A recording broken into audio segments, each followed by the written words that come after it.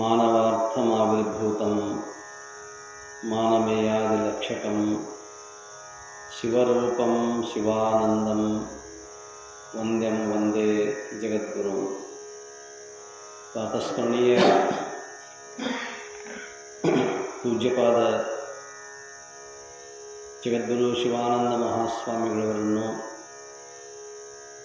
ತತ್ಸ್ವರೂಪರಾದ ವೇದಾಂತ ಕೇಸರಿ ಪೂಜ್ಯ ಶ್ರೀ ಮಲ್ಲಿಕಾರ್ಜುನ ಮಹಾಶಿವೈಗಳವರನ್ನು, ತತ್ಸಮಾನರಾದ ಪೂಜನೀಯ ಪುರಾಣರತ್ನ ಚನ್ನಬಸವ ಮಹಾಶಿವೈಗಳವರನ್ನು ಸ್ಮರಣೆ ಮಾಡಿಕೊಂಡು ಶಾಸ್ತ್ರಶ್ರವಣದಲ್ಲಿ ಸಮ್ಮಿಳಿತರಾಗಿರುವಂತಹ ಶಿವಸ್ವರೂಪಿಗಳಾದ ತಮ್ಮೆಲ್ಲರಿಗೂ ಶರಣಾರ್ಥಿಗಳು.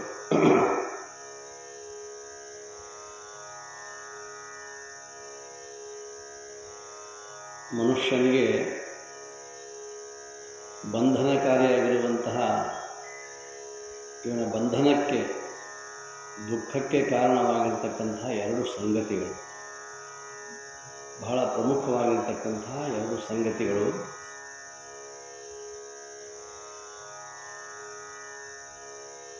ಮನಸ್ಸು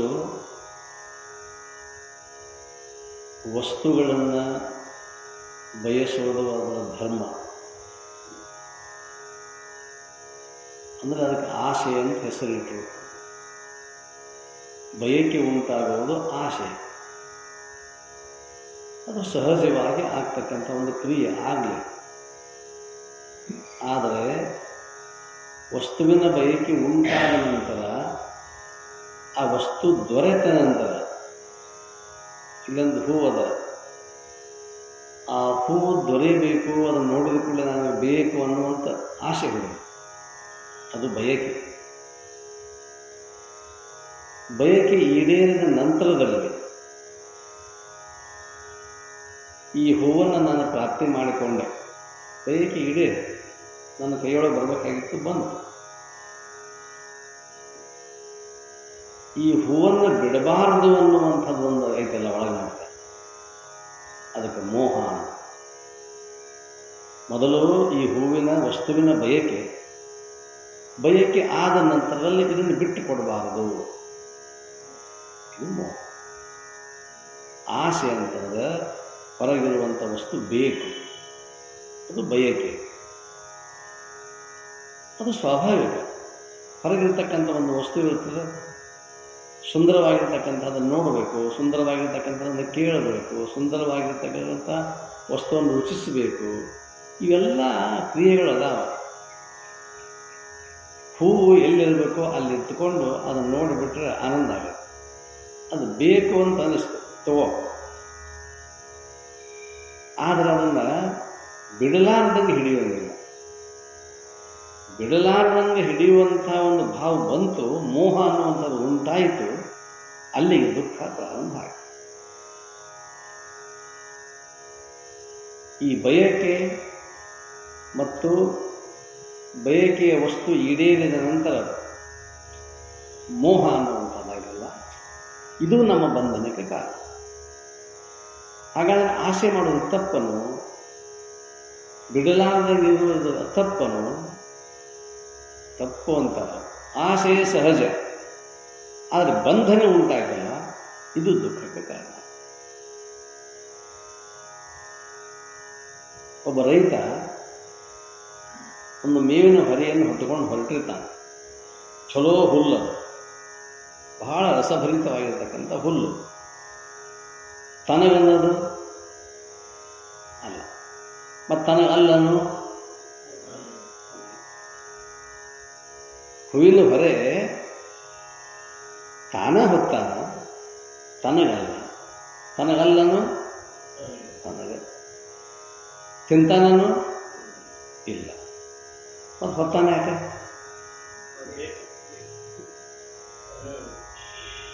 ತಿನ್ನಕ್ಕಲ್ಲ. ಮನೆಯಾಗ ಒಂದು ಚಲೋ ಎಮ್ಮೆ, ಅದಿಷ್ಟು ಹಿಂಡ್ತದಲ್ಲ, 10 ಲೀಟ್ರ್ ಹಾಲು ಕೊಡ್ತದೆ, 10 ಲೀಟ್ರ್ ಕೊಡ್ತದೆ.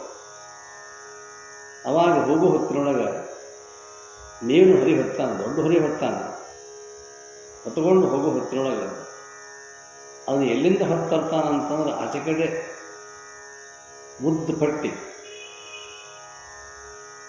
ಹೊಳೆ ದಂಡಿಗೆ ಮೇವು ಚಲೋ ಬೆಳೆದೈತಿ, ಮಳೆ ಆಗೈತಿ.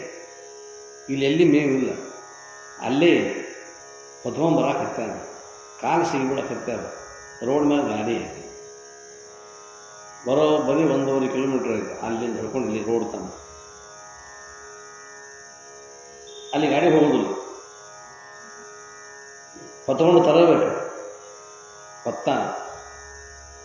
ಹೊತ್ತಿದ ಭಾರವನ್ನು, ಆ ಹೊತ್ತ ಭಾರವನ್ನು ಅವು ಹಗಲು ಮಾಡ್ಕೋತಾನೆ. ಹಂಗೆ ಹಗಲು ಮಾಡ್ಕೋತಾನೆ ಅಂತಂದರೆ ಎಮ್ಮೆ 10 ಲೀಟ್ರ್ ಕೂಡ ಆಗೈತೆ. ಇವತ್ತಿಂದು ಇಷ್ಟು ಲೆಕ್ಕ ಹಾಕು, 2 ದಿವಸದ ಇಷ್ಟ ಆಯ್ತು, 1 ವಾರದ ಇಷ್ಟ ಆಯ್ತು, ತಿಂಗಳಿಗೆ 4 ವಾರಗಳು ಇಷ್ಟ ಆಯ್ತು. ಇಷ್ಟ ಮಾಡ್ಕೋತ ಇಷ್ಟು ರೊಕ್ಕ ಇದಕ್ಕೆ ಇಷ್ಟು ಖರ್ಚು ಮಾಡಿದರೆ ಇಷ್ಟು ಉಳಿತೈತಿ, ಇಷ್ಟರಾಗ ಇಷ್ಟು ಇದು ಬರ್ತೈತಿ, ಈ ಸಾಮಾನು ಬರ್ತೈತಿ, ಮ್ಯಾಲ ಹೊತ್ತು ಸಾಮಾನು ಬರ್ತೈತಿ. ಮ್ಯಾಲ ಹೊತ್ತಿದ್ದವನಿಗೆ ತಲೆಗೆ ಭಾರ ಆಗಿರಬಹುದು, ಭಾರ ಇಳಿತೀಗ. ಎದರಿಂದ ಇಳೀತು? ಮನಸ್ಸಿಗೆ ಡೈವರ್ಷನ್, ಬೇರೆ ಕಡೆ ಹೋಗಿ ಅಲ್ಲೇ ಮೇವಿನ ಹೊರಿ ಮೇಲೆ ಇರ್ತಿತ್ತು ಅಂತಂದ್ರೆ ಒಗೆದು ಬರ್ತಿದ್ದವ. ಆ ಭಾರವನ್ನು ಇಳಿಸಿದ್ದು ಯಾವುದು? ಒಂದು ವಸ್ತು ಇಳಿಸ್ತು. ಮನ್ಯಾಗ ಎಮ್ಮೆ, ಚಲೋ ಎಮ್ಮೆ, ಇಷ್ಟು ಹಾಲು ಕೊಡ್ಬೋದು, ಏನು ಬೇಕಾದಷ್ಟು ದುಡ್ಡು ಎಣಿಸ್ಬೋದು ಅಂತ ತಿಳ್ಕೊಂಡು ಎಣಿಕೆ ಮಾಡಾಕತ್ತಾನ. ಮತ್ತು ಕಾಲಿಲ್ಲದವು ಕೆಸರಾಗಲ್ಲ, ಸಿಗ್ಬಿಳಕತ್ತ. ಹಂಗೆ ಕಿತ್ಕೊಂಡು ಹೇಳ್ತಾನೆ. ಯಾವ ಎಬ್ಸಾಕತ್ತಿದ್ದವನ್ನ? ಅವನು ಎಬ್ಸೋದು ಯಾವುದು? ಈಗ ತಾಕತ್ತು ಎಲ್ಲಿಂದ ಬಂತದು? ಮ್ಯಾಗರ ಭಾರ, ಕಾಲರ ಸಿಗ್ಬಿಳಕತ್ತ. ಮನೆಯಾಗಿರ್ತಕ್ಕಂಥ ಎಮ್ಮೆ ಅಷ್ಟು ಹುಮ್ಮಸ್ಸು ಬರಕ್ಕೆ ಶುರು ಮಾಡ್ತೀವಿ. ಮ್ಯಾಲ ಭಾರ ಐತಿ, ಭಾರ ಇಳಿದೈತಿ. ಅಲ್ಲಿ ಆ ಎಮ್ಮೆಯ ಹಾಲಿನ ಮೇಲೆ ಮೋಹ,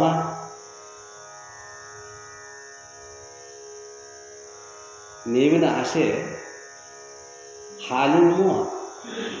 ಹಾಲಿನ ಮೇಲೆ ಮೋಹ ಇಲ್ಲ. ಮತ್ತು ಹಾಲು ಮಾರ್ದ ಕೂಡಲೇ ಬರ್ತದಲ್ಲ, ಇದು ಮೋಹ. ಹಂಗೆ ಇಡೀ ಜಗತ್ತನ್ನು ಕಟ್ಟಿ ಹಾಕಿದ್ದು 2 ಕಾರಣಗಳು ಅಂತಂದ್ರೆ, ಒಂದು ಆಸೆ, ಇದು ಮೋಹ. ಸಾಮಾನ್ಯವಾಗಿರ್ತಕ್ಕಂಥ ಒಂದು ಹೂವು ನೋಡಿದ ಕೂಡಲೇ ಇದನ್ನು ಬಂಧಿಸ್ಬಿಡ್ತು, ಕೊಡಬಾರದು ಅನ್ನುವಂಥ ಭಾವ ಬಂತು. ಹೀಗೆ ನಮ್ಮ ಜೀವನದಲ್ಲಿ ಎಷ್ಟೊಂದು ವಿಷಯಗಳು ಹಾದು ಹೋಗ್ಯಾವಲ್ಲ, ಎಷ್ಟೆಷ್ಟು ವಿಷಯಗಳದಾವಲ್ಲ ನಮಗೆ. ನಾವು ಬಿಟ್ಟೇವೆ, ನಾವು ಬಿಡ್ಲಿಕ್ಕೆ ಸಾಧ್ಯ ಐತೆ ನಾವು. ಆದರೆ ಸಾಧಕನಾಗಿರ್ತಕ್ಕಂಥವನು ಇಲ್ಲಿ ಯೋಗ ಪ್ರತಿಪಾದನಾ ಸ್ಥಳ ಐತೆ. ಆ ಯೋಗ ಪ್ರತಿಪಾದನಾ ಸ್ಥಳದಲ್ಲಿ ನೀ ಬಿಟ್ಟ ಮುಂದೆ ಹೋಗಬೇಕು.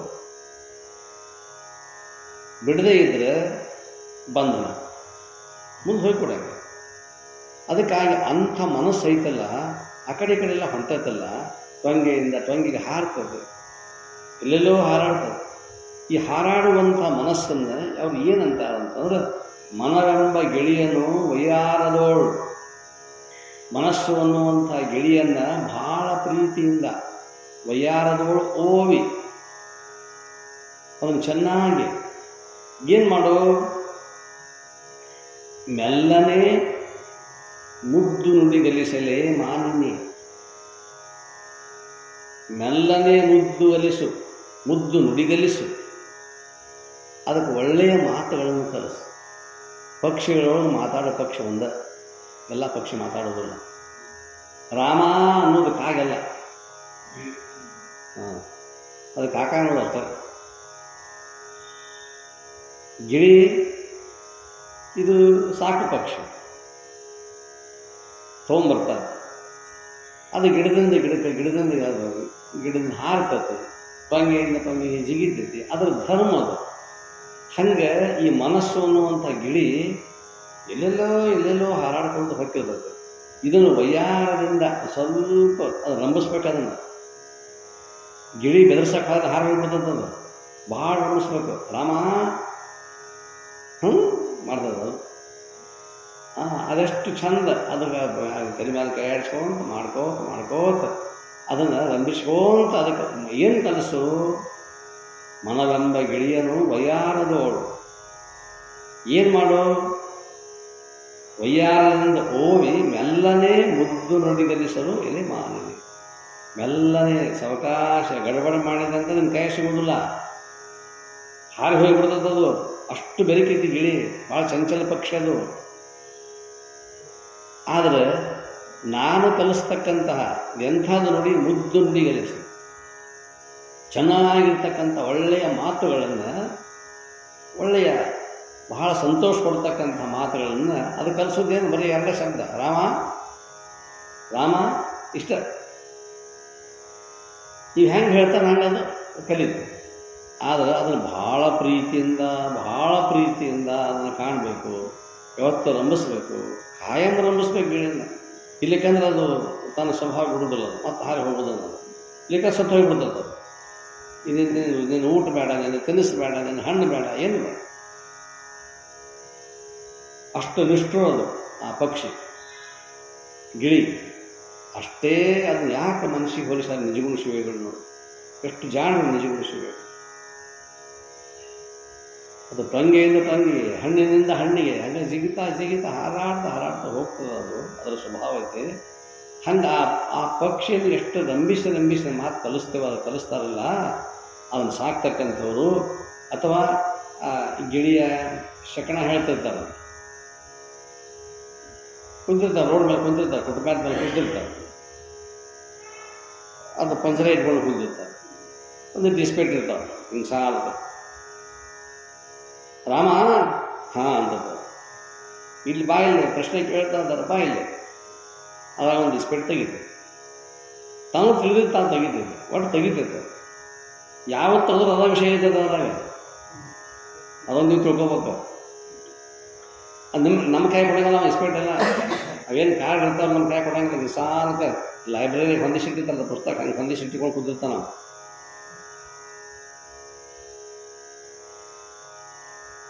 ಇವ ತುದಿಗುಂಡಿಲಿ ಹೋಗಿ ಕೊಂದಿರ್ತಾನೆ, ನಾವು ಸುತ್ತತ್ತೆ ಒಂದು.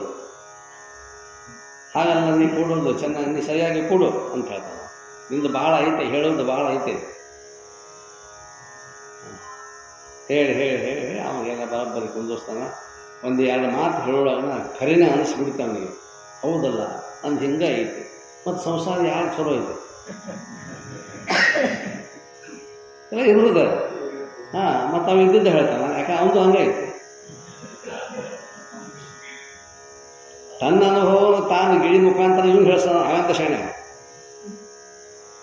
ಅವಾಗ ಇವು ಅನ್ನಿಸ್ಬಿಡ್ತೈತಿ, ನಂದೇ ಹೇಳಕತ್ತಾನ. ಹೌದು ಖರೇ. ಮೊದಲ ಏನು ಗೊತ್ತಿದ್ದ ಹೇಳ್ಮೇಲೆ ತಾವೆಲ್ಲಿತ್ತು, ಒಂದು 3-4 ನಿಮಿಷದಾಗ ಅವನ ಮಾತನ್ನೆಲ್ಲ ಅರ್ಥ ಆಕತ್ತು. ಭಾಳ ಚಲೋ ಹೇಳ್ತಾನೆ ಅಂತ ತಿಳ್ಕೊಂಡು ಹಿಂಗೆ ಕುಂತ್ಕೊಂಡು ಮತ್ತೆ ಇದನ್ನು ಸಾಕತ್ತು. ತಾವೆಲ್ಲ ತೆಗೆದು ಮತ್ತೆ ತಾವು ಆಧಾರ ಇಟ್ಕೊಂಡು ಮಾತಾಡ. ಇನ್ನೊಂದು ತಾಸು ಬಂದ್ರ ಇನ್ನೊಂದು 10 ರೂಪಾಯಿ ಹೆಚ್ಚಿಗೆ ತಗೋಲ್ಲ ಸರಿ ಎಲ್ಲ ಹೇಳಿದ್ರು ನೀವು ಅಥವಾ ಕೂತಾನ. ಮತ್ತೊಬ್ಬ ಯಾರೂ ಬಂದಿಲ್ಲ, ಮತ್ತೊಬ್ಬ ಬರ್ತಾನೆ, ನೀವು ಹಿಡ್ಕೊಂಡು ಕುಂದ್ರಾಮ. ಅದು ಬಂತು, ಒಂದು ಎಲೆ ತೆಗೀತು, ಒಂದು ಕಾಡು ತೆಗೀತು. ಕಾಡಿನಾಗ ಇದೆಲ್ಲ ಇತಿಹಾಸ. ಅವಾಗ ಅವನಿಗಿಷ್ಟು ಖುಷಿ ಆಯಿತು. 20 ರೂಪಾಯಿ ಕೊಟ್ಟ, ಮತ್ತೆ 20 ರೂಪಾಯಿ ಕೊಟ್ಟ. ಆ ಗಿಳಿ ಹೇಳಿದ್ದಕ್ಕೆ ಇವನ ಮಾತು ಒಂದಿಷ್ಟು, ಇವನ ಮಾತು ಗಿಳಿ ಮಾತ ಇವಂಗ ಅಂತಂದ್ರೆ ಗಿಳಿ ಒಂದು ತೆಗಿತಲ್ಲ, ಇವನ ಮಾತು ಒಂದಿಷ್ಟು ಸೇರಿದ್ದು, ಗಿಳಿ ಮಾತೊಟ್ಟು ಸೇರಿದ್ದು, ಅವನು ಇಷ್ಟು ಇಳ್ದ ಬಿಡ್ತಾವ ಪೂರ. ನೀನೇ ದೇವರಾದಪ್ಪ ನನ್ನ ಪಾಲಿಗೆ. ಅವ್ನು ಹೇಳ್ತಾನವ, ಇಷ್ಟೊತ್ತಿಗೆ ಹಾಗೆ ನಿಮ್ಗೆ ಏನಾಗಬೇಕಾಗಿತ್ತು ಆಗಿಬಿಡ್ತಿತ್ತು. ನನ್ನ ಹತ್ರ ರಾಮ ಕಳಿಸ್ಯಾನ ನಿನ್ನನ್ನು, ಗೌರಿ ರಾಮಣ್ಣ ನನ್ನ ಹತ್ರ ರಾಮನನ್ನು ಕಳಿಸ್ಯಾನ. ಬಹಳ ನಿಂದು ಚಲೋ ಟೈಮ್, ಭಾಳ ಚಲೋ ಐತೆ, ನಿನಗೆ ಇನ್ನೂ ಭಾಳ ಆಗೋದಿತ್ತು. ಅದೆಲ್ಲವೂ ಎಲ್ಲ ಹೋಯ್ತು. ನಮ್ಮ ಗಿಳಿರಾಮ ಅದನ್ನು ಎಲ್ಲ ಚಲೋ ಮಾಡ್ತಾನೆ. ಅವ ಮಾಡಂಗಿಲ್ಲ, ಇವನು ಚಲೋ ಮಾಡ್ತಾನೆ. ಎಷ್ಟು ಆ ಗಿಳಿಯ ಆ ಪಾಠ ಎಷ್ಟು ಅವನಿಗೆ ಮನುಷ್ಯನಿಗೆ ಸಾಂತ್ವನ ಕೊಡ್ತು. ಅವನಿಗೆ ಒಂದು ಮನಸ್ಸದು ದುಃಖದಾಗಿದ್ದವ, ಅವ ಬೇರೆ ಹೇಳಂಗಿಲ್ಲ. ಭಾಳ ಚಲೋ ತಂಗಿ ಹೇಳ್ತಾನೆ. ಗಿಳಿಗೂ ಅದ ಮಾತು ಕಲಿಸ್ಯಾನ, ತಾನು ಅದ ಮಾತು ಕಲಿತಾನ. ಚೆಂದಾಗಿ ಹೇಳಿ ಅವನು ಬರೋಬ್ಬರಿ ಮಾಡಿ ಕಳಿಸ್ಕೊಡ್ತಾನೆ, ಸಮಾಧಾನ ಮಾಡಿ ಕಳಿಸ್ತಾನೆ. ಹಂಗೆ ಇಲ್ಲಿ ಆ ಗಿಳಿ ಅನ್ನುವಂಥದ್ದಕ್ಕೆ ಮಾತು ಕಲಿಸ್ಯಾನ. ಬಾ ಅಂದ ಕೂಡ ಹೊರಗೆ ಬಂತದು. ತೆಗಿ, ಅವನ ಜಾತಕವನ್ನು ತೆಗಿ, ನೀನೇ ತೆಗಿ, ಗಿಳಿರಾಮ ಅಂತ ತಿಳ್ಕೊಂಡು ಹೇಳ್ತಾನೆ. ಅದೊಂದು ತೆಗೀತು. ಅದಕ್ಕೇನು ಗೊತ್ತೇವೆ ಇವೊಂದು ಇತಿಹಾಸ. ಮುಂದೆ ಕೂತವ್ರ ಇತಿಹಾಸ, ಮತ್ತು ಜಗತ್ತಿನ ಮಕ್ಕಳು ಇತಿಹಾಸ ಗಿಳಿಗೆ ಗೊತ್ತಿರ್ತಂತಂದ್ರೆ ನಾವು ಯಾವ ಜ್ಞಾನಿಗಳ ಹತ್ರ ಹೋಗೋದು, ಯಾರಂತ ಹೋಗೋದು, ಸೀದಾ ಗಿಳಿ ಅಂತಕ ಹೋಗೋದು. ಹಂಗವ ಗಿಳಿಯನ್ನು ಸಾಕಿಕೊಂಡು ತನ್ನ ಕೆಲಸ ಮಾಡ್ಕೊಳಕತ್ತಾನ. ಹಂಗೆ ನಮ್ಮೊಳಗೆ ಒಂದು ಗಿಳಿ ಐತೆ, ಮನಸ್ಸು ಅನ್ನುವಂಥ ಗಿಳಿ ಐತಲ್ಲ, ಈ ಗಿಳಿಯನ್ನು ಎಷ್ಟು ನಾವು ಸಂಭಾಳಿಸ್ಬೇಕು ಅಂತಂದ್ರೆ ಭಾಳ ಅಂದ್ರೆ ಭಾಳ, ಇದು ಭಾಳ ಭಾಳ ಚಪಲ, ಎನಿತಿದರೆ ಚಪಲ ಚೇಷ್ಟೆಗಳನ್ನು ವರ್ಣಿಸಲಿ ಅಂತಾರೆ. ಇಂಥ ಈ ಗಿಳಿಯ ವೈಯಾರವನ್ನು ವರ್ಣಿಸಲಿಕ್ಕೆ ಸಾಧ್ಯ ಇಲ್ಲ. ಅಷ್ಟು ಚಂಚಲ ಪಕ್ಷಿ. ಅದರಂತೆ ನಮ್ಮ ಮನಸ್ಸು ಅನ್ನುವಂಥದ್ದು ಬಹಳ ಬಹಳ ಚಂಚಲವಾಗಿರ್ತಕ್ಕಂಥದ್ದು.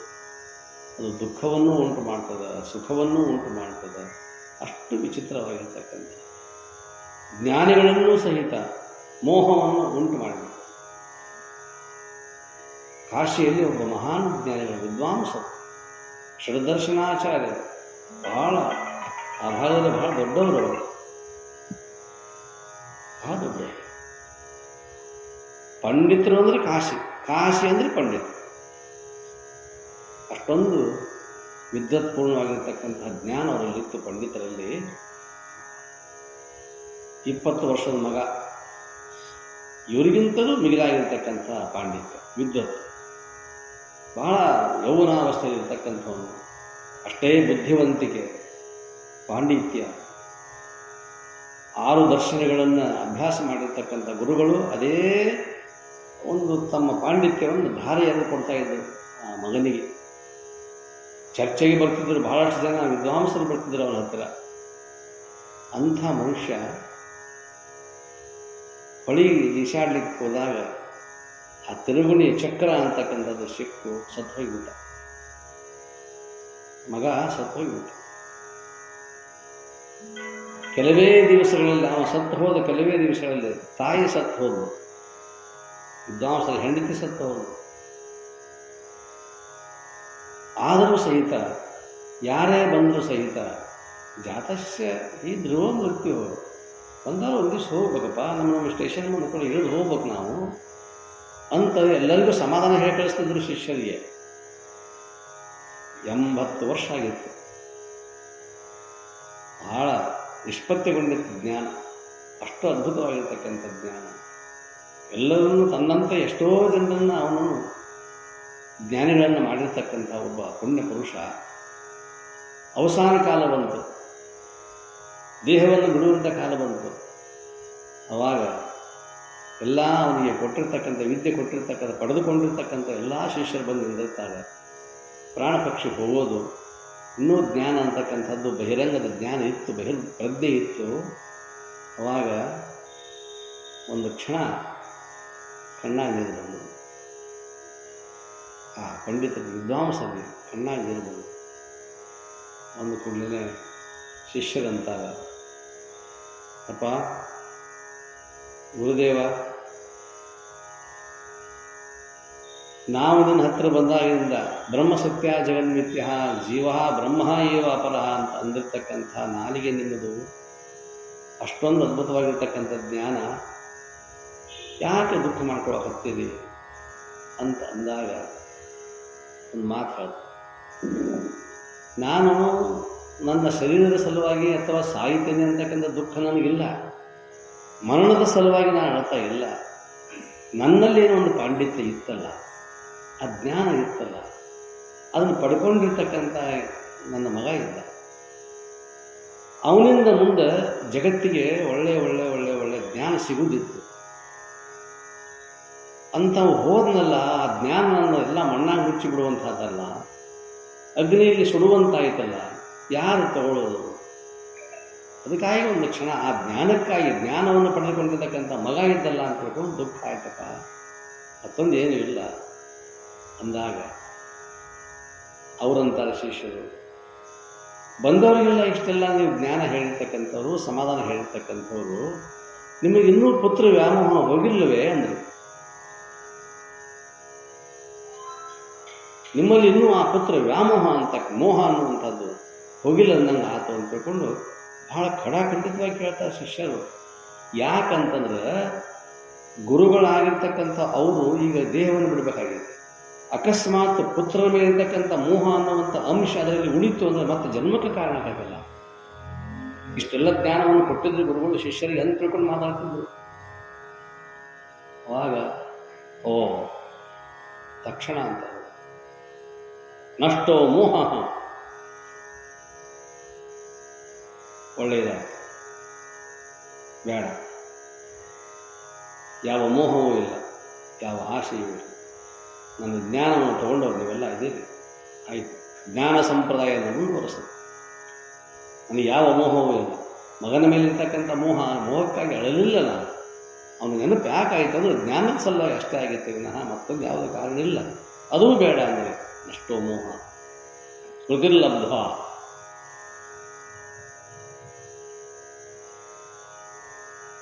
ಜ್ಞಾನಿಯಾಗಿರ್ತಕ್ಕಂಥವನಿಗೆ ಕೊನೆಯಲ್ಲಿ ಒಂದಿಷ್ಟು ಜ್ಞಾನದ ಸಲುವಾಗಿ ಆದರೂ ಕೂಡ ಆಯ್ತಲ್ಲ, ಅದು ಮೋಹನ ಅಂತ. ಜ್ಞಾನದ ಸಲುವಾಗಿ ಮೋಹ ಅನ್ನುವಂಥದ್ದು ಅವ್ರದ್ದೇನು ತಪ್ಪಲ್ಲ. ಈ ಜ್ಞಾನ ಪರಂಪರೆ ಮುಂದುವರಿಬೇಕನ್ನುವಂತಹದ್ದೇ ಅವ್ರಿಗೆ ಇಚ್ಛೆ ಇತ್ತು. ಅದು ಹೊರತು ಬರ್ತದ್ದು ಯಾವುದೂ ಇರಲಿಲ್ಲ.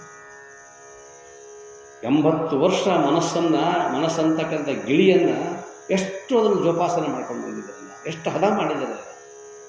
ಬಂದವರಿಗೆಲ್ಲ ಹೆಂಡತಿ ತೀರ್ಕೊಂಡ್ರೂ ಸಹಿತ, ಮಗ ತೀರ್ಕೊಂಡಿದ್ರು ಸಹಿತ, ಬಂದವರು ಮಾತಾಡ್ಸಕ್ಕೆ ಬಂದರೆ ಹೋಗೋದಪ್ಪ, ಎಲ್ಲರೂ ಒಂದು ದಿವಸ ಹೋಗೋದಲ್ಲ ಅಂತ ತಿಳ್ಕೊಂಡು ಸಮಾಧಾನ ಹೇಳ್ತಿದ್ರು. ನಮಗವರು ಸಮಾಧಾನ ಹೇಳ್ತಿದ್ರು, ಅವ್ರನ್ನ ನಾವು ಮಾತಾಡ್ಸಕ್ಕೆ ಬಂದರೆ ನಾವು ಸಮಾಧಾನ ಹೇಳಿ ಕಳಿಸ್ತಿದ್ರು. ಅಂಥವರು ಈ ಕೊನೆಯ ಕಾಲದಲ್ಲಿ ಪ್ರಾಣವನ್ನು ಬಿಡುವಂಥ ಸಂದರ್ಭದಲ್ಲಿ ಈ ರೀತಿ ಮಾತಾಡ್ತಾರೆ ಅಂತಂದರೆ, ದುಃಖವನ್ನು ಅನುಭವಿಸ್ತಾರಂತಂದ್ರೆ, ಕಣ್ಣಾಂಜೀರು ಬರ್ತಾವ ಅಂತಂದ್ರೆ, ಇದು ಬಹುತೇಕ ಮೋಹ ಇರಬೇಕು ಮಗನ ಮೇಲೆ ಅಂತ ತಿಳ್ಕೊಂಡಿದ್ದರು. ಮಗನ ಮೇಲೆ ಮೋಹ ಇಲ್ಲ, ಹೋಯಿತು, ಬೇಡ, ನಿಮ್ಮ ಮಾತನ್ನು ಕೇಳಿದೆ, ಆನಂದವಾಗಿದೆ ಹೇಳ್ತೇನೆ ಅಂತ ತಿಳ್ಕೊಂಡು ಆ ವಿದ್ವಾಂಸರು ಆನಂದವಾಗಿದೆ ಹೇಳಿ. ಅಂದರೆ ಕೊನೆಯ ಕಾಲದಲ್ಲೂ ಸಹಿತ ಜ್ಞಾನಿ ಪುರುಷನಿಗೂ ಸಹಿತ ಜ್ಞಾನದ ಸಲುವಾಗಿ ಮೋಹ ಉಂಟಾಯಿತು. ಅದು ಇರಬಾರ್ದು, ಅದು ನಿರ್ಮೋಹ ಸ್ಥಿತಿ ಅಂತ ನಿರ್ವಿಕಲ್ಪ ಸಮಾಧಿ ಅಂತ ಕರೀತಾರೆ. ಅಂಥ ಸಮಾಧಿಯನ್ನು ನೋಡಿ, ಎಷ್ಟು ಸೂಕ್ಷ್ಮವಾಗಿರ್ತಕ್ಕಂಥ ಮನಸ್ಸು, ಎಷ್ಟು ಸೂಕ್ಷ್ಮ, ಎಷ್ಟು ಪಳಗಿಸಿದರೂ ಕಡಿಮೆ. ಇಂತಹ ಮನವೆಂಬ ಗಿಳಿಯನ್ನು ವಯ್ಯಾರದವಳು ಓವಿ ಮೆಲ್ಲನೇ ಮುದ್ದು ನುಡಿಗಲಿಸೋ ಎಲೆ ಮಾನಿನೇ. ಒಳ್ಳೆಯ ಮಾತನ್ನು ಕಲಿಸು ಅನ್ನುವಂಥ ಮಾತನ್ನು ಎಷ್ಟು ಸುಂದರವಾಗಿ ಹೇಳ್ಕೊಂಡು ಬರ್ತಾರೆ. ಆ ಮಾತನ್ನು ಇವರು ಅಪೂರ್ಣ ಹೇಳ್ತಕ್ಕಂಥದ್ದೀಗ ದೇಹದಲ್ಲಿ ಆಗ್ನೇಯ ಚಕ್ರವದೆ, ಇದೇ ಪಂಜರ, ಆಗ್ನೇಯ ಚಕ್ರ ಭೃಕುಟಿ ಸ್ಥಾನದಲ್ಲಿರ್ತಕ್ಕಂಥ ಅದೊಂದು ಚಕ್ರ. ಈ ಪಂಜರದಲ್ಲಿಯೇ ಮನಸ್ಸೆಂಬ ಗಿಳಿ ಇದೆ, ಅಲ್ಲಿ ಮನಸ್ಸು ಅಂತಕ್ಕಂಥದ್ದು. ಮಧ್ಯದಲ್ಲಿ ನಿಮ್ಗೆ ಹೇಳಿದರು, ಈಡ, ಪಿಂಗಳ, ಸುಷುಮ್ನ ಅಂತಕ್ಕಂಥ ನಾಡಿ, ಅದು ತ್ರಿವೇಣಿ ಸಂಗಮ, ಅಲ್ಲಿ ಮನಸ್ಸು ಅಂತಕ್ಕಂಥದ್ದು. ನಿಮಿಷವಾದರೂ ನಿಮ್ಮ ನೆನಹು ನಿಂದೊಡೆ ಮುಕ್ತಿ ಸಮನಿಸದೆ ಹೋದೆ ಅಂತ ತಿಳ್ಕೊಂಡು ಹಿಂದಿನ ಸೂತ್ರದಾಗ ಹೇಳ್ಯಾರ. ಅದನ್ನು ಇಲ್ಲಿ ಹೇಳ್ತಾರೆ. ಇದು ಮುಂದಿನ ಮತ್ತೊಂದು ಸೂತ್ರ. ಈ ಪಂಜರದಲ್ಲಿಯೇ ಮನಸ್ಸೆಂಬ ಗಿಳಿ ಇದೆ. ಅಕಾರ ಉಕಾರ ಮಕಾರವೆಂಬ 3 ವರ್ಣದ ಕೋಲು ಇಲ್ಲಿದೆ. ಒಂದು ಕೋಲ್ ಅಂತಾರೆ, ಅಕಾರ ಉಕಾರ ಮಕಾರ ಅಂತಕ್ಕಂಥ ಒಂದು ಬೆತ್ತ. ಈ ಕೋಲಿನ ಮೇಲೆ ಮನಸ್ಸನ್ನು ಕೂಡಿಸಬೇಕು. ಆ ಕೋಲಿನ ಮೇಲೆ ಮನಸ್ಸು ಅಂತಕ್ಕಂಥ ಅಕಾರ ಉಕಾರ ಮಕಾರ ಅಂತಕ್ಕಂಥದ್ದೈತಲ್ಲ, ಅಲ್ಲಿ ಮನಸ್ಸು ಅಂತಕ್ಕಂಥದ್ದು ಸ್ಥಾಪಿತವಾಗಬೇಕು. ಇದನ್ನು ಬಿಡಿಸಿ ಹೊರಗೆ ತಂದರೆ ಬೆಕ್ಕು, ಹದ್ದು, ಗಿಡುಗ ಕಚ್ಚಿಕೊಂಡು ಹೋಗುತ್ತವೆ. ಈ ಗಿಳಿಯನ್ನು, ಇದನ್ನು ಬಡಿತಕ್ಕಂಥ ಹಕ್ಕಿಗಳದಾವ ಮಾತಿನ, ಹದ್ದು, ಗಿಡಗ ಅಂತಕ್ಕಂಥ ಏನು ಪಕ್ಷಿಗಳದಾವ, ಬೆಕ್ಕು ಸಹಿತ ಮುರಿತಿದ್ವು. ಬಿಡಂಗಿಲ್ಲ. ಹಂಗೆ ಅಲ್ಲಿ ಲಯವಾಗಿರ್ತಕ್ಕಂಥ ಆ ಮನಸ್ಸು ಅಂತಕ್ಕಂಥ ಗಿಳಿಯನ್ನು ಅಕಸ್ಮಾತ್ ನೀ ಎಲ್ಲರ ಹೊರಗೆ ಹೆಂಗೆ ಹರಿಬಿಟ್ಟೆ ಅಂತಂದ್ರೆ ಬೆಕ್ಕು, ಹದ್ದು, ಗಿಡಗ ಅಂತಕ್ಕಂಥ ಅನೇಕ ಕ್ರೂರ ಮೃಗಗಳದಾವು, ಪಕ್ಷಿಗಳದಾವು. ಇವುಗಳನ್ನು ಯಾವಾಗ ಈ ಗಿಳಿಯನ್ನು ಮುರಿದು ತಿಂದಿತ್ತು ಹೇಳಕ್ಕೆ ಬರುವುದಿಲ್ಲ. ಅಲ್ಲಿಂದ ಹೊರಗೆ ತರುವಂಗಿಲ್ಲ. ಅದನ್ನು ಆ ಪಂಜರದಲ್ಲೇ ಇರಬೇಕು. ಇದು ಯೋಗಿಗೆ ಹೇಳಿರ್ತಕ್ಕಂಥ, ಯೋಗ ಸಾಧಕನಿಗೆ ಹೇಳ್ತಕ್ಕಂಥ. ದೃಷ್ಟಿ ಎಂಬ ಬಟ್ಟಲದಲ್ಲಿ ಸವಿಯಾದ ನೀರು ಕುಡಿದು ಚಿನ್ಮಯವಾದ ಹಣ್ಣು ಹಂಪಲ ತಿಂದು ಅನಾಹತವೆಂಬ ನಾದ ಕೇಳಿ ತಣಿಯುವ ಗಿಳಿಗೆ ಶಿವಶಿವ ಎಂಬ ಆತ್ಮಾರಾಮನ ಮಾತು ಕಲಿಸುತ್ತಿರಬೇಕು. ಇದೇ ಲಯ ಯೋಗ. ಎಷ್ಟು ಅದ್ಭುತವಾಗಿರ್ತಕ್ಕಂಥ ಕಣ್ಣು, ಅದು ಬಟ್ಟಲ.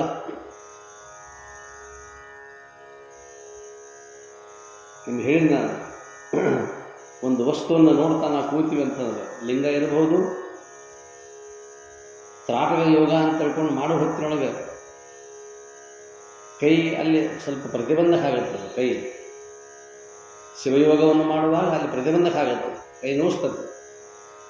ಅಕಸ್ಮಾತ್ ಈ ಕೈ ಕಡೆ ನೋವಿನ ಭಾನ ಬಂತು ಅಂತಂದ್ರೆ ನಮ್ಮದು ಧ್ಯಾನ ಯೋಗ, ಶಿವಯೋಗ ಅದಕ್ಕೆ ಭಂಗ ಬರ್ತದೆ ಅಂತ ತಿಳ್ಕೊಂಡು ಮುಂದುಗಡೆ ಲಿಂಗವನ್ನು ಅಥವಾ ಒಂದು ದೀಪವನ್ನು ಇಟ್ಟುಕೊಂಡು ಆ ದೀಪವನ್ನು ಎಳ್ಳಷ್ಟು ಕೂಡ ದೃಷ್ಟಿ ಚದಲದಲ್ಲೇ, ದೀಪ ಅಲ್ಲಾಡಬಾರದು, ದೃಷ್ಟಿ ಅಲ್ಲಾಡಬಾರದು, ಅದನ್ನೇ ನೋಡ್ತಾ ಕೂತು.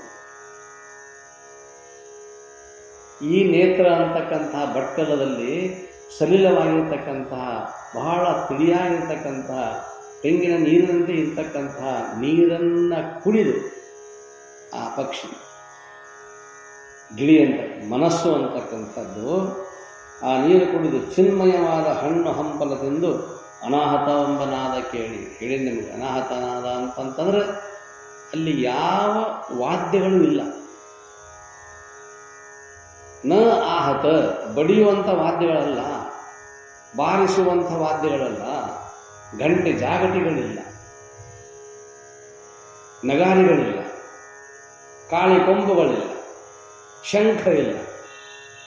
ಇವೆಲ್ಲ ನಾವು ಬಹಿರಂಗದ ವಾದ್ಯಗಳನ್ನು ಊದ್ತೀವಿ, ಬಡಿತೀವಿ, ನುಡಿಸ್ತೀವಿ.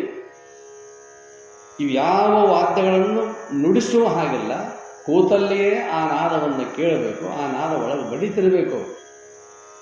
ಬಡಿಯೋರು ಯಾರು ಅಲ್ಲ, ಯಾರು ಇಲ್ಲ. ಆ ನಾದ ಮಾತ್ರ ಕೇಳಿಸ್ತಿರಬೇಕು. ಅದಕ್ಕೆ ಅನಾಹತ ನಾದ ಅಂತ ಕರೀತಾರೆ. ಅಂಥ ಅನಾಹತ ನಾದವನ್ನು ಕೇಳ್ತಾ ಕೇಳ್ತಾ ಚಿನ್ಮಯ ಅಂತಕ್ಕಂಥ ಫಲವನ್ನು ತಿಂತ ಅನಾಹತವೆಂಬ ನಾದ ಕೇಳಿ ತಣಿಯುವ ಗಿಳಿಗೆ, ಅಲ್ಲಿರ್ತಕ್ಕಂಥ ಗಿಳಿಗೆ ಏನು ಕಲಿಸಬೇಕು? ಶಿವಶಿವ ಎಂಬ ನಾಮವನ್ನು ಕಲಿಸಬೇಕು. ಅವನು ರಾಮ ರಾಮ ಅಂತ ಕಲಿಸ್ತಾನಲ್ಲ, ಹಂಗಿಲ್ಲಿ ಶಿವಯೋಗದಲ್ಲಿ ಶಿವಶಿವ ಅಂತಕ್ಕಂಥ ನಾಮವನ್ನು, ಆತ್ಮಾರಾಮನ ಮಾತು ಕಲಿಸುತ್ತಿರಬೇಕು. ಇದೇ ಲಯಯೋಗ. ಮನಸ್ಸನ್ನು ಅಲ್ಲಿ ಲಯಗೊಳಿಸ್ತಕ್ಕಂಥದ್ದು ಲಯಯೋಗ ಅಂತ ಕರೀತಾರೆ. ಹೊರಗಿನ ಗಿಳಿಗೆ ಮಾತು ಕಲಿಸಿದಂತೆ ಮನಸ್ಸೆಂಬ ಗಿಳಿಗೆ ಕಲಿಸಿ ಹಾರದಂತೆ ಕಾಲಿಗೆ ಪ್ರಾಣವಾಯು ಎಂಬ ಸರಪಳಿ ಬಿಗಿದು, ಅದು ಎಲ್ಲಿ ಹಾರಿ ಹೋಗಬಾರ್ದು ತಿಳ್ಕೊಂಡು ಮತ್ತೊಂದು ಸಣ್ಣದೊಂದು ಚೈನ್ ಕಟ್ಟಬೇಕು ಮಾತು ಕಾಲಿಗೆ. ಅದು ಯಾವುದು ಚೈನ? ಪ್ರಾಣವಾಯು. ಅದು ಸದೋದಿತವಾಗಿ ಆ ಚೈನಿಗೆ ಕೊಂಡು ಕತ್ತರಿಸಿದ್ರೆ ಹೋಗ್ಬೋದು, ಈ ಕೊಂಡು ಕತ್ತರಿಸುವಂಗಿಲ್ಲ. ಇದು ಧಾರಾಕಾರ ವೃತ್ತಿ ಅಂತಕ್ಕಂಥದ್ದು. ಇಂತಹ ಪ್ರಾಣವಾಯು ಎಂಬ ಸರಪಳಿ ಬಿಗಿದು ನೀನು ಹೊರಗೆ ಹೋಗಬೇಡ, ಯಮನೆಂಬ ಹದ್ದು ಎರೆಗೆ ಒಯ್ಯುತ್ತಾನೆ. ಯಮ, ಮೃತ್ಯು ಅಂತಕ್ಕಂಥ ಯಾವಾಗ ಬರ್ತದೋ ಗೊತ್ತಿಲ್ಲ. ಆ ಮೃತ್ಯುವಿನ ಪಾಶಕ್ಕೆ ನಾನು ಗುರಿ ಆಗಬಾರ್ದು ತಿಳ್ಕೊಂಡು ಸದ್ಗುರುನಾಥ ಆ ಮನಸ್ಸಿಗೆ ಬೋಧೆಯನ್ನು ಮಾಡ್ತಾ ಮಾಡ್ತಾ ಮಾಡ್ತಾ ಮೆತ್ತಗೆ ನಾವು ಅದನ್ನು ಉದ್ದಟತನದಿಂದ ನಾವು ಏನು ಮಾಡೋಕ್ಕೆ ಹೋದೀವಿ ಅಂತ ಅದು ಕೇಳುವುದಿಲ್ಲ. ಆನೆ, ಗಿಳಿ ಇವು ನಂಬಿಸ್ಕೊಂಡು ಹೋಗಬೇಕು. ಹುಲಿ, ಸಿಂಹ ರಮಿಸುವಂಗಿಲ್ಲ, ಕಠೋರವಾಗಿರ್ತಕ್ಕಂಥ ಹಂದಿಗಳು. ಅಲ್ಲಿ ರಮಿಸಿದ್ರೆ ನೀನು ತಿಂತೇನೆ ಬಾ, ಅಲ್ಲಿ ಕಾಠಿಣ್ಯತೆ. ಅವು ಯಾವ ರೀತಿಯಾಗಿ ಬೆದರಿಕೆ ಹಾಕ್ತಾನೆ ಹಂಗಿರ್ತಾವೆ. ಆನೆ ಹಂಗೆ ಹೋಗೋದು, ಬೆದರಿಸಿದ್ವಿ ನೀನು ಸಿಗ್ತೇನೆ ಬಾ ಅಂತ. ಎಲ್ಲಿ ಯಾವಾಗ ನಮ್ಮನ್ನು ತೆಕ್ಕಿ ಹೊಡಿತಿದ್ದೆ ಹಾಕ್ಬೋದು, ತೊಗೊಂಡು ಯಾವಾಗ ತೆಂಗಿನಕಾಯಿ ಹೊಡೆದಂಗೆ ತಲೆ ಹೊಡಿತಿದ್ದೆ ಹಾಕಿ. ಅಷ್ಟು ಭಯಾನಕ ಪ್ರಾಣಿ. ಇಲ್ಲಿ ಗಿಳಿ ನಿನ್ನಂಥ ಎಷ್ಟೋ ಗಿಳಿಗಳನ್ನು ಒಯ್ದಿರುವನು, ಮನಸ್ಸಿಗೆ ಹೇಳ್ತಾನೆ, ನಿನ್ನಂಥ ಎಷ್ಟೋ ಗಿಳಿಗಳನ್ನು ಓದ್ಬಿಟ್ಟನಿಗೆ ಅವ ಯಮ. ಇದನ್ನು ಬಿಡಿಸಿಕೊಳ್ಳುವವರೇ ಇಲ್ಲ. ಮಾಯೆಯು ಆಸೆ ತೋರಿಸಿದರೂ ಹೊರಗೆ ಬರಬೇಡ. ಈ ಮಾಯಾ ಪ್ರಪಂಚ ಅಂತಕ್ಕಂಥದ್ದು, ಮಾಯೆ ಅಂದ್ರೇನು? ಮರಳುಗೊಳಿಸ್ತಕ್ಕಂಥದ್ದು. ಈ ಮಾಯೆ ಏನಾದರೂ ತನ್ನ ಸಾಮಾನುಗಳನ್ನು ಚೆಲ್ಲಿದ ಕೂಡಲೇ ನೀನು ಆಸೆ ಪಟ್ಟು ಹೋಗ್ಲಿಕ್ಕೆ ಹೋಗಬೇಡ, ಅದು ಮರಳುಗೊಳಿಸ್ತದೆ. ನೀನು ಹಂಗೆ ಆಸೆ ಪಟ್ಟು ಮರಳುಗೊಂಡು ಹೋದಾಗ ಯಮ ನಿನ್ನನ್ನು ಒಯ್ದ, ಮೃತ್ಯು ಅನ್ನುವಂಥದ್ದು ಬಂದು ಒಯ್ದು. ಬಲೆಯಲ್ಲಿ ಕಾಳು ಹಾಕುವುದು, ಬೇಡನು ಬಲೆಯಲ್ಲಿ ಕಾಳು ಹಾಕುವುದು ಪಕ್ಷಿಗಳ ಹೊಟ್ಟಿಗಲ್ಲ, ಮುರಿಯುವುದಕ್ಕೆ. ಬ್ಯಾಡ ಪಕ್ಷಿ ಹಿಡಿತಾನೆ, ಕಾಳು ತೊಗೊಂಬಂದ. ಮತ್ತು ಕಾಳು ತರೋದಿತ್ತಂದ್ರೆ ದಿವಸ ಕಾಳು ಹಾಕಕ್ಕೆ ಹೋಗ್ಬೇಕಾಗಿತ್ತು, ಹಂಗ ಬಲಿ ಹಾಕ್ತಾನ. ಕಾಳು ತಿನ್ನೋ ಸಲುವಾಗಿ ಅವನು ಬಲಿ ಹಾಕೋದಿಲ್ಲ, ಅವುಗಳನ್ನು ಹಿಡಿಯುವ ಸಲುವಾಗಿ ಬಲಿ ಹಾಕ. ಹಂಗೆ ಈ ಮಾಯೆ ಅನ್ನುವಂಥದ್ದು ಅದಲ್ಲ, ಈ ಮಾಯೆ ಅನ್ನುವಂಥದ್ದು ಈ ವಿಷಯಗಳನ್ನು ಒಗಿತಿ ಚೆಲ್ತದೆ. ಹಿಂಗೆ ಎದ್ರ ಸಲುವಾಗಿ? ನನ್ನ ಮುರಿಯು ಸಲುವಾಗಿ ಚೆಲ್ತದೆ. ಬ್ಯಾಡ ಅನ್ನೋದಂಗಿದೆ. ಬ್ಯಾಡ ಪಕ್ಷಿಯನ್ನು ಹಿಡಿಲಿಕ್ಕೆ ಬಲಿ ಹಾಕಿ ಕಾಳು ಬರೋದಂಗ. ಅವು ಕೆಲವು ಪಕ್ಷಿಗಳು ಹೋಗಿ ಕೇಳಿದ್ದು, ಗುರುಗಳು ಕೇಳಿದ್ದು, ನಮ್ಮನ್ನೆಲ್ಲ ಹಿಂಗೆ ಹಿಡಿಯಾಕತ್ತಿದವ, ಬ್ಯಾಡ್ರವ ಎಲ್ಲ ಬಳ್ಕೊಂಡು ಹೋಗಾಕತ್ತಿದ, ನಮ್ಮ ಸಂತತಿ ಎಲ್ಲ ಹೋಗಿಬಿಡ್ತೀವಿ, ಹೆಂಗೆ ಮಾಡೋಣ ಅಂತ ತಿಳ್ಕೊಂಡು. ಅವಾಗ ಒಂದು ಮಂತ್ರ ಹೇಳಿದ ಗುರು, ಪಕ್ಷಿಗಳಿಗೆ ಒಂದು ಮಂತ್ರ ಹೇಳಿದ. ಅವ ಬರ್ತಿರ್ತಾನೆ, ಬ್ಯಾಡ ಬರುವಾಗ ನೀವೆಲ್ಲರೂ ಹೋಗ್ಬೇಕು, ಬ್ಯಾಡ ಬಂದ ಅನ್ಬೇಕು.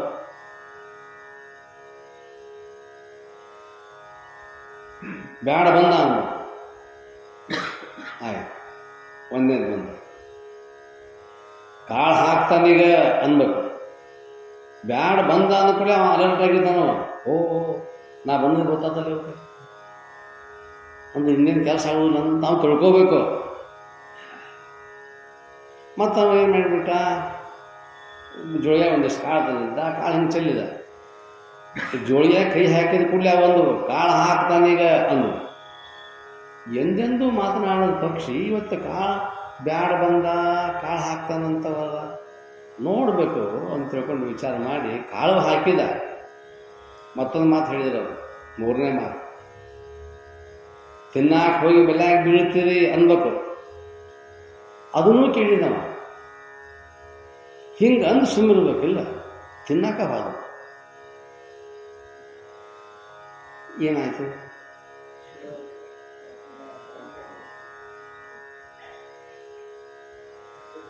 ಆಸೆ ಅಂತಕ್ಕಂತಹ ಪಾಶಕ್ಕೆ ಒಳಗೆ ಸಿಕ್ಕೊಂಡು ಬೆಲೆಯಾಗಿ ಸಿಕ್ಕೊಂಡ್ಬಿಟ್ಟು, ಮತ್ತು ಅವನು ಮಾತಾಡಿದ ಸುಳ್ಳನ್ನು, ಬ್ಯಾಡ ಬಂದ ಬಂದಿದ್ದ ಸುಳ್ಳನು, ಅಂದದ್ದು ಸುಳ್ಳನು, ಕಾಳು ಹಾಕ್ತಾನ ಹಾಕಿದ್ದು ಸುಳ್ಳಲ್ಲ, ಇವು ಅಂದದ್ದು ಸುಳ್ಳಲ್ಲ. ನಾವು ಕಾಳು ತಿನ್ನಾಕ ಹೋದ ಬೆಲೆಯಾಗಿ ಬೀಳ್ತೀವಿ ಅಂದದ್ದು ಸುಳ್ಳಲ್ಲ, ಬಿದ್ದದ್ದು ಸುಳ್ಳಲ್ಲ.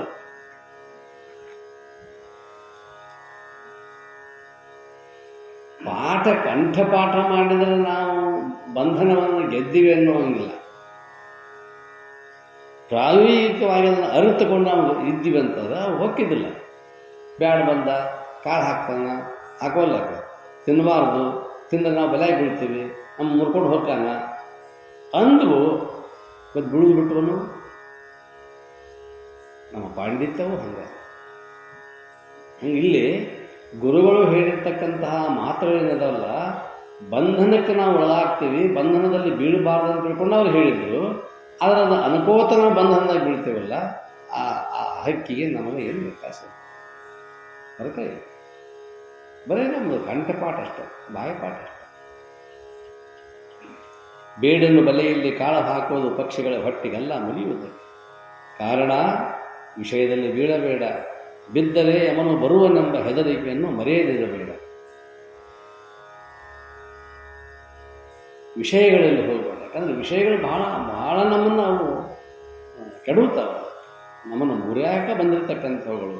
ಆದರೆ ಅರಿಲಿಕ್ಕೂ ಸಾಧ್ಯ ಇದೆ, ಅವುಗಳನ್ನೇ ಉಪಯೋಗ ಮಾಡಿಕೊಂಡು ಅರಿಲಿಕ್ಕೂ ಸಾಧ್ಯ ಇದೆ, ಅವುಗಳನ್ನು ಉಪಯೋಗ ಮಾಡಿಕೊಂಡು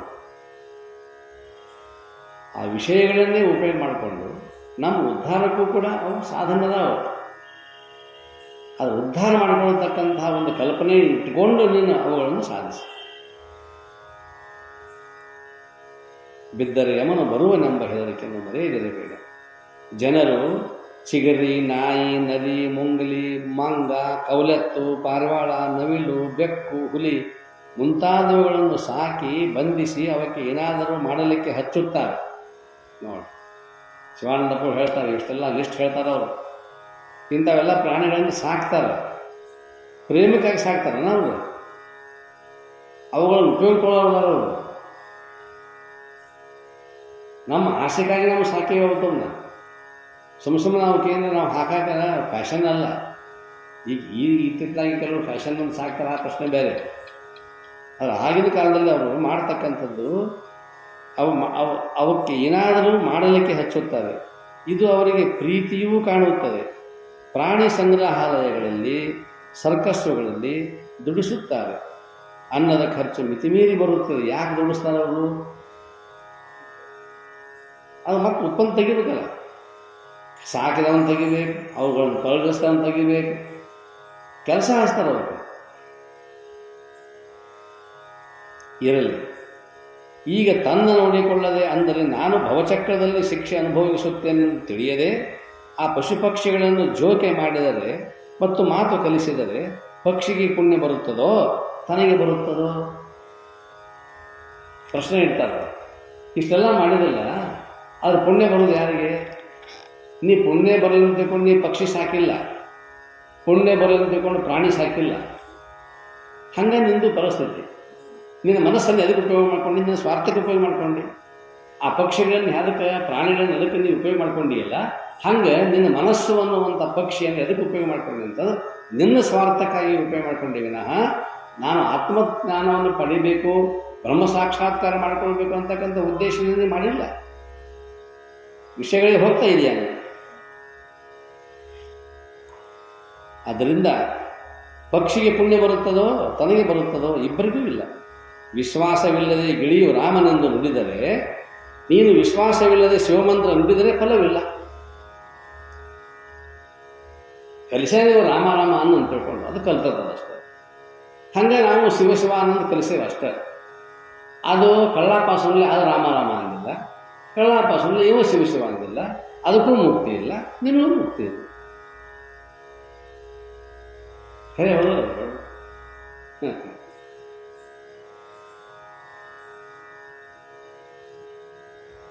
ಶಿವ, ಬಸವ, ರಾಮ, ಅಲ್ಲ ಈ ಶಬ್ದಗಳನ್ನು ಆಯಾ ಮತದವರು ಗುರುಮುಖದಿಂದ ಕೇಳಿ ತಿಳಿದು ನಂಬಿಕೆಯಿಂದ ನುಡಿದಿದ್ದಾದರೆ ಫಲ ಅವಿಶ್ವಾಸಿಕರಿಗೆ ಲಾಭವಿಲ್ಲ.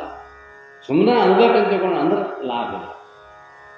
ಕಳ್ಳಾಪಾಸನಲ್ಲಿ ಬಹಳ ವಿಶ್ವಾಸದಿಂದ ಶ್ರದ್ಧೆಯಿಂದ ಆ ನಾಮಸ್ಮರಣೆ ಮಾಡಿದರೆ ಯಾವುದೇ ಧರ್ಮದವರಿಂದ, ಶಿವ ಅಂದ್ರಿ, ಬಸವ ಅಂದ್ರಿ, ರಾಮ ಅಂದ್ರಿ, ಅಲ್ಲ ಅಂದ್ರಿ, ಯಾವುದೇ ಶಬ್ದಗಳನ್ನು ಬಳಸಿದ್ರು ಸಹಿತ ಆಯಾ ಮತದವರು ಗುರುಮುಖದಿಂದ ಕೇಳಿ ತಿಳಿದು ಅದನ್ನಂತಾರ. ಎಲ್ಲೋ ಅಂತಾರಂತ ತಿಳ್ಕೊಂಡು ಅನ್ನೋ ಹಾಗಿಲ್ಲ. ಆ ಗುರುಮುಖದಿಂದ ಆ ಮಂತ್ರಗಳ ಅರ್ಥ ಏನು, ಯಾವ ಅಕ್ಷರದಲ್ಲಿ ಅದರ ಮಹತ್ವ ಹೆಚ್ಚು ಐತಿ. ಓಂ ನಮಃ ಶಿವಾಯ ಅಂದೆ ನಾನು. ಅಲ್ಲಿರ್ತಕ್ಕಂಥದ್ದು ಪ್ರಧಾನವಾಗಿರ್ತಕ್ಕಂಥದ್ದು ಓಂ ಒಂದೇ. ನಮಃ ಶಿವಾಯ ಅಂತಕ್ಕಂಥದ್ದು ಅಲ್ಲಿ ಜೀವವಾಚಕ ಮತ್ತು ಶಿವವಾಚಕ, ಬ್ರಹ್ಮವಾಚಕ.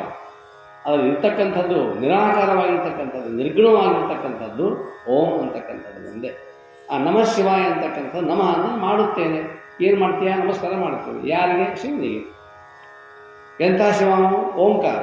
ಓಂಕಾರ ಹೆಂಗೈತಿ? ಇದು ಓಂಕಾರ ಹೆಂಗೈತಿ? ಶಿವ ಹೆಂಗಾದ್ರೆ ಗೊತ್ತಿಲ್ಲ ನಮಗೆ. ನಮಃ ನಾನು, ನಾನು ಮತ್ತು ಆ ಶಿವ ಈ ಎರಡು ಹೋಗಬೇಕು. ಓಂ ಅನ್ನುವಂಥದ್ದು ಇದಕ್ಕೆ ಸೋಹಂ ಅಂತ ಕರೆದರು. ಕೊನೆಗೆ ಓಂ ಅಂತ ಕರೆದರು. ಗುರುಮುಖದಿಂದ ಕೇಳಿ ತಿಳಿದು ನಂಬಿಕೆಯಿಂದ ನುಡಿದಿದ್ದಾದರೆ ಫಲ ಅವಿಶ್ವಾಸಿಕರಿಗೆ ಲಾಭವಿಲ್ಲ ಅಂತ ತಿಳ್ಕೊಂಡು ಇಷ್ಟು ಹೇಳ್ತಾರೆ. ಇಷ್ಟು ಹೇಳಿದ ಮೇಲೆ ಈಗ ಅವರು ಶಿವಯೋಗವನ್ನು ಹೇಳೋದ. ಶಿವಯೋಗ ಅಂತಂದ್ರೆ ಇಷ್ಟಲಿಂಗ, ಪ್ರಾಣಲಿಂಗ, ಭಾವಲಿಂಗ ಅಂತಕ್ಕಂಥ 3 ಲಿಂಗಗಳದ. ಅದರಲ್ಲಿ ಪ್ರಾಣಲಿಂಗ ಮತ್ತು ಭಾವಲಿಂಗ ಬಹಳ ಮಹತ್ವ.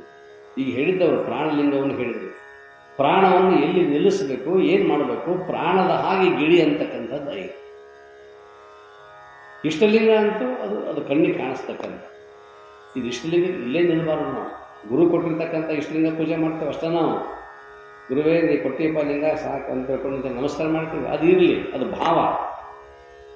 ಗುರು ಕೊಟ್ಟಿರ್ತಕ್ಕಂಥ ವಸ್ತು ಅದು, ಅವ ಮುಟ್ಟಿಕೊಟ್ಟ ನಮಗೆ ಪವಿತ್ರ ವಸ್ತು ಅದು. ಈ ದೇಹವನ್ನು ಪವಿತ್ರ ಮಾಡ್ತಕ್ಕಂಥ ಒಂದು ವಸ್ತು ಆ ಲಿಂಗ ಅನ್ನೋದು. ಅದು ಶೂನ್ಯ ಅನ್ನೋದು. ಅದನ್ನು ಆಧಾರವನ್ನಾಗಿ ಇಟ್ಟುಕೊಂಡು ಪೂಜೆ ಮಾಡುವಾಗ ಪೂಜೆ ಮಾಡು, ಅದನ್ನು ಇಡು, ಧ್ಯಾನ ಮಾಡು. ಹೆಂಗೆ ಆ ಲಿಂಗ ಪ್ರಾಣ ಆಗಬೇಕು, ಇಷ್ಟಲಿಂಗ ಪ್ರಾಣ ಆಗಬೇಕು. ನಾನು ಉಸಿರಾಡಿಸ್ತಕ್ಕಂಥ ವಾಯು ಆಗಬೇಕು. ಮುಂದಿನದು ಭಾವಲಿಂಗ. ಹಂಗಾರೆ ಭಾವಲಿಂಗ ಅಂದ್ರೆ ಏನು ಪ್ರಶ್ನೆ, ಉತ್ತರ ನಾಳೆ. ಜೈ ಮಂಗಲಂ ಜೈ ನಮಃ ಪಾರ್ವತೀಪತೆ ಶಿವ ಹರ ಹರ ಮಹಾದೇವ.